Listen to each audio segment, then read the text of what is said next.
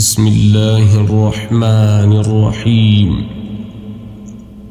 ألهاكم التكاثر حتى زرتم المقابر، كلا سوف تعلمون ثم كلا سوف تعلمون، كلا لو تعلمون علم اليقين لترون الجحيم ثم لترونها